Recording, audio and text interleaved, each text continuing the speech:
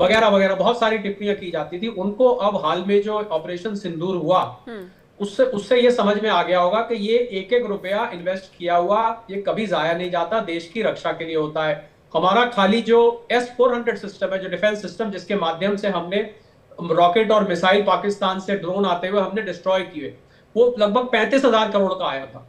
तो मुझे आपको अंदाजा हो जाएगा कि 50,000 करोड़ अतिरिक्त लगाने से इससे न केवल एडिशनल रेजिमेंट्स खड़ी होगी, बल्कि इससे नया डिफेंस इक्विपमेंट भी आएगा। और भारतीय सामान में जो बन रहा है, जो भारत में मैन्युफैक्चरिंग हो रही है इस समय, आकाश है, भार्गवस्त्र है जिसकी कल घोषणा हुई, मुझे लग रहा है इस सामान की परख हो चुकी है कि भारत में बना सामान अब विदेशी सामान से भी बढ़िया निकल के आ रहा है। हालांकि सब चीजें हम नहीं बना रहे हैं। और पाकिस्तान का अगर बजट देखें, देखिए ये बड़ा इंटरेस्टिंग होगा जानना कि पाकिस्तान का कितना बजट है। अगर हमारा बजट 7,30,00,000 करोड़ होने वाला है, तो पाकिस्तान का बजट मात्र 80-90 हजार करोड़ के बीच का है। मैं रुपयों में बात कर रहा हूं, मैं डॉलर में नहीं बात कर रहा। तो हमसे करीब करीब 9वां हिस्सा पाकिस्तान का बजट है। तो एक कहावत होती है यहाँ पर कि ये मुंह और मसूर की दाल। ऐसा देश हमसे पंगा लेने चला था जिसका ना तो डिफेंस बजट है, ना उसके पास ऐसे आर्म फोर्सेस हैं, ना उसके पास ऐसे इक्विपमेंट है। चाइना से मिले हुए उसने हथियार चलाए, जो कि जिसको जब दिवाली पे घटिया कंपनी के होते हैं ना पटाखे, वो फुस हो जाते हैं, आपने देखा होगा, वो किसी काम के नहीं थे, वो फेल हो गए पूरी तरह से। मुझे लगता है चाइना ने अपना सबसे घटिया सामान, और जो कि इसी वो के खुद बाद से इस्तेमाल हमने नहीं देखा करता। शरद कौली सर की कैसे जो डिफेंस सेक्टर है भारत का, वो तेजी से उछाल उसमें आया है। अब सौरभ, मैं आपके पास आ रही हूँ सौरभ दुबे जी। जिस तरीके से हम देख रहे हैं अब लगातार शेयर में उछाल आ रहा है, डिफेंस सेक्टर की हम बात करें, और अभी तक क्योंकि भारत आत्मनिर्भर हो रखा है, डिफेंस सेक्टर में भी हो रखा है, लेकिन जो रूस से, अमेरिका से अब तक हम हथियार लेते थे, क्या माने कि अब जिस तरीके से रक्षा बजट को बढ़ाया जा सकता है, वो जो निर्भरता बची हुई है, क्या वो भी खत्म हो जाएगी पूरी तरह से? देखिए बिल्कुल, देखिए रक्षा बजट बढ़ाने की जो बात है, ये बिल्कुल जो है इस समय सही समय पर हो रही है और बिल्कुल होना चाहिए। क्योंकि जिस प्रकार से हमने देखा कि रातों रात पाकिस्तान जो के नापाक इरादे, जिसने साजिश के तहत जो है वो रातों रात जो है हमारे ऊपर ड्रोन से हमला किया, हमारे ऊपर तमाम जो है मिसाइलें छोड़ी, लेकिन उसका कोई 1% भी भारत के ऊपर फर्क नहीं पड़ा। कारण उसका क्या था? कारण उसका था भारत जो पिछले 11 वर्षों के अंदर, देखिए भारत पहले भी युद्ध लड़ता आया है, पहले भी हमने लड़ाइयां लड़ी है, लेकिन पिछले 10 से 11 वर्षों के बाद जो हमने एक ये लड़ाई देखी, उसमें सबसे बड़ा जो हमने देखा कि वो टेक्नोलॉजी का युद्ध जो है, टेक्नोलॉजी के माध्यम से जो हमने 2 दिन के अंदर पूरे पाकिस्तान के नापाक मंसूबे थे उसको ध्वस्त कर दिया। तो ये कहीं ना कहीं ये वही बात है कि जो टेक्नोलॉजी एज भारत को मिला पिछले 11 वर्षों में, और जो बजट के माध्यम से जो तमाम हमने जो है S-400 की बात कर रहे हैं, या तमाम अन्य ऐसे उपकरण हमने खरीदे जिसके माध्यम से हमने रातों रात जो है पाकिस्तान के नापाक मंसूबों को ध्वस्त कर दिया। तो मुझे लगता है कि बिल्कुल जो रक्षा बजट है, अगर उसमें रक्षा बजट में बढ़ोतरी होती है, तो तमाम ऐसे आधुनिक हथियार जो हवा में ही मिसाइलों को मार गिराते हैं, तमाम ऐसे, चाहे वो नौसेना से जुड़े हो, चाहे वो वायुसेना से जुड़े हो, चाहे वो जो है फौज से हमारे रिलेटेड जुड़े हुए हो, वो खरीदना भारत की प्राथमिकता भी इस समय होनी चाहिए। क्यों? क्योंकि इसलिए जो ये 2-3 दिन की घटनाक्रम हुआ, उसमें एक बहुत बड़ी पोल खुली। उस पोल में दिखा कि पाकिस्तान के साथ एक टर्की का रवैया था भारत के साथ, वो खुल करके आया। अमेरिका जो एक्सपोज हो गया बुरी तरह से, जो चीन के भी ड्रोन वहां पर दिखाई दिए। तो कुल मिलाकर के भारत बिल्कुल, यानी हमें अपने आप को इतना सक्षम करना होगा सौरभ जी कि जिससे कि हमें दूसरों की मदद की जरूरत ना पड़े, कम से कम अपने डिफेंस सिस्टम को इतना मजबूत हमें बना लेना है। हमारे साथ वरुण जी भी जुड़े हैं। वरुण जी, देखिए लगातार ये सवाल उठते थे जब डिफेंस पर बहुत ज्यादा बजट खर्च होता था, और जिस तरह से हम देखते थे कि नई टेक्नोलॉजीज के विमान या फिर ऐसे में फाइटर्स जेट खरीदे जा रहे थे, तो उस वक्त सवाल उठ रहे थे कि आखिर इतना पैसा लगाने की क्या जरूरत है। लेकिन अब हमने देखा पाकिस्तान के साथ जिस तरह से जवाबी कार्रवाई की गई भारत की तरफ से, तो जाहिर सी बात है जो पैसा उस वक्त इन्वेस्ट किया था, आज वो देखने को मिल रहा है कि किस तरह से हमारे लिए वो एक बड़ा सुरक्षा कवच साबित हुआ। गीतू जी, सवाल तो ग्लोबलाइजेशन के दौर में उठने लगे, पहले नहीं उठते थे। पहले तो जैसे मोरारजी देसाई की काल था, तो उनके बेटे ने पे आरोप लगे, उन्होंने कुछ विमान खरीदे थे फाइटर जेट्स कहीं से, यूके से खरीदे थे। वैसे मैं आपको बताऊं जगुआर, तो उसमें कांति देसाई पे भी आरोप लगे। उसके पहले मिग सीरीज जो हम रशिया से लेते थे, यूएसएसआर था उस समय, सोवियत संघ हमारे को बहुत हमेशा रक्षा पार्टनर बहुत अच्छा रहा है, आज भी ट्रस्टेड रहा है। आज भी S-400 डिफेंस सिस्टम उन्होंने दिया है। बस मोदी सरकार की थोड़ी सी ये अच्छी बात रही कि वो अमेरिका के दबाव में नहीं आया और उन्होंने S-400 डिफेंस सिस्टम ले लिया। अब S-400 की 3 यूनिट आ गई, 2 और आनी है, उसको जल्दी करने के लिए 2025 तक सप्लाई करने का दबाव बनाया। हमारा खुद का DRDO ने कुशा एयर डिफेंस सिस्टम बनाया, उसको 2028 तक करने की बात है। हमारे 22,000 करोड़ का आप रक्षा बजट की बात कर रहे हो। स्पाइस सैटेलाइट्स को बनाने का, स्पाइस सैटेलाइट का जो प्रोग्राम था उसको स्लैश टाइमलाइन को करके उसको 2025 तक करने की बात होगी। 3 साल कम किया जा रहा है। तो ये इस जो युद्ध हुआ या आप कुछ भी मान लीजिए, स्ट्राइक हुआ या आतंकवादी, हम हमारे हिसाब से कह रहे हैं भाई हमने तो आतंकवाद को खत्म करने के, उनके अड्डों को खत्म करने के लिए स्ट्राइक्स करी, कोई भी शब्दावली का प्रयोग कर लीजिए। लेकिन इसमें देखने को मिला है कि कई हम जिस चीज को फॉलो कर रहे हैं उसको CNN या फ्रांस के चैनल्स फॉलो नहीं कर रहे, हमसे उनका मेल नहीं खा रहा है। वो कह रहे हैं चाइना के जो डिफेंस जो इक्विपमेंट्स पाकिस्तान को दिए, वो they were much better than French जो हमको मिले हैं उससे। तो लेकिन हमको उस चीज पे नहीं जाना, हमको तो क्योंकि आज का आधुनिक युद्ध हमने देखा है इसमें, जिसको जिस तरीके से जल्दी हम हमारे डिफेंस सिस्टम को मजबूत करेंगे। आपने नोट किया अग्निवीर योजना के टाइम जो सवाल उठना था वो असली सवाल अग्निवीर योजना, अग्निवीर क्या कॉन्ट्रैक्ट पे सेना चलाओगे देश की? 2 लाख सैनिक आपके कम है, वो भर्ती आप नहीं कर पा रहे 10 साल। तो आपको बुलेट ट्रेन है, हवाई अड्डे, ये तो पूंजीपतियों के उपयोग के लिए। ये डिफेंस में क्या काम है? ये पैसा अगर हम NDF जो हमारा अकाउंट सिस्टम है नेशनल डिफेंस का, एक फंड है NDF, उसमें अगर पैसा डालते तो वो ज्यादा बेहतर होता। अब अलग अलग व्यूज अलग अलग लोगों के, आप कहोगे कांग्रेस का ऐसा व्यू, कांग्रेस का, भाई कांग्रेस के जमाने में हथियारों की आपूर्ति चाहे आज भी आपको विदेश से लेनी पड़ती है। और कुछ हमारे टाइम होता था, मानते हैं कि अगर रक्षा बजट को बढ़ाया जाएगा तो वो अच्छा होगा, आप इसका समर्थन करते हैं? वो तो अच्छा है, 1.9 GDP का है, वो इकोनॉमिस्ट ज्यादा समझाएंगे आपको, वो बढ़ना चाहिए और बढ़ना चाहिए। मैंने क्या कहा आपको, बुलेट ट्रेन की कोई आवश्यकता नहीं थी, वो बजट वहां डाल सकते थे। आम जनता से भी आप जो हमारा नेशनल डिफेंस फंड है उसमें आप प्रेरित कर सकते हो कि हम लोग उसमें डोनेशन करें, उससे हथियार ले। मैंने आपको कहा अग्निवीर योजना, शरद जी भी कुछ कहना चाह रहे हैं, एक बार उनका भी रुख कर लेते हैं। एक मेरी बात ले लो। हाँ, बोलिए। जो पहले की जो पॉलिसीज थी गवर्नमेंट्स की, वो होती थी टेक्नोलॉजी ट्रांसफर की।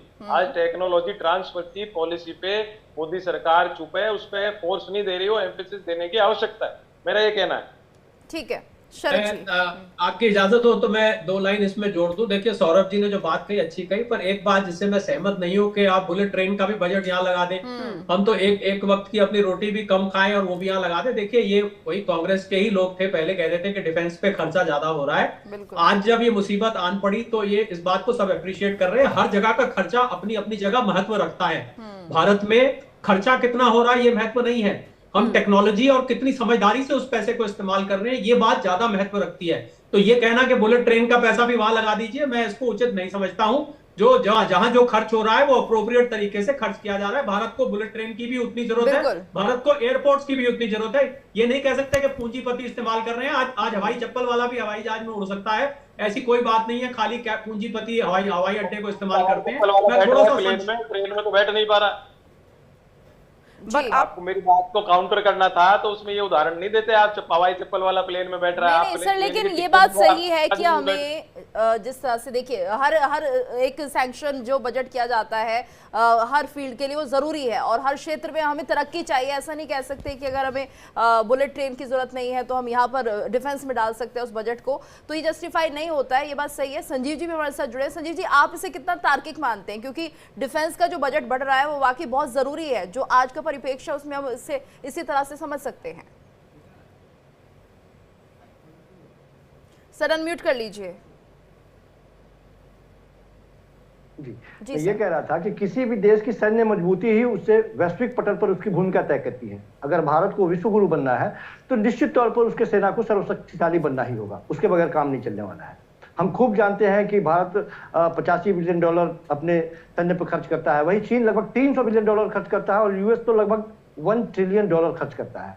तो आप यदि अपने रक्षा बजट में बढ़ोतरी कर रहे हैं तो निश्चित तौर पर इसका स्वागत होना ही चाहिए।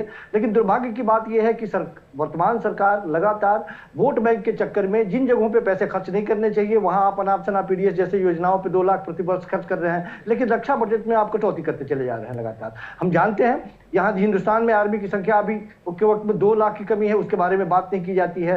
ये भी जानते हैं कि सीएजी की रिपोर्ट बताती है कि जरूरी उपकरणों से सहित जो वस्त्र होने चाहिए, जो उपकरण होने चाहिए, उसकी कमी है, उसके बारे में सरकार बात नहीं करती है। कहते हैं कि समय के अनुसार हम देखते हैं कि धीरे धीरे सब चीजें होती हैं, और अभी क्योंकि हम जिस तरीके से भारतीय सेना ने काम किया, जो सैन्य उपकरण हमने इस्तेमाल किए, ऑपरेशन सिंदूर को जो सफलता मिली, इसके बाद ये जरूरत महसूस हुई और ये बात समझी भी गई कि हमें अपनी रक्षा बजट को और ज्यादा बढ़ाना है। उस बात को लेकर के अब यहाँ पे चर्चा भी हो रही है। तो इसमें को मुझे लगता है हमें ये नहीं देखना चाहिए कि पहले कहाँ हमने पैसे लगा दिया, हमने कहाँ पे नहीं लगाए। और ये काबिल तारीफ है कि रक्षा बजट में हम और ज्यादा इन्वेस्ट करने की अब सोच रहे हैं।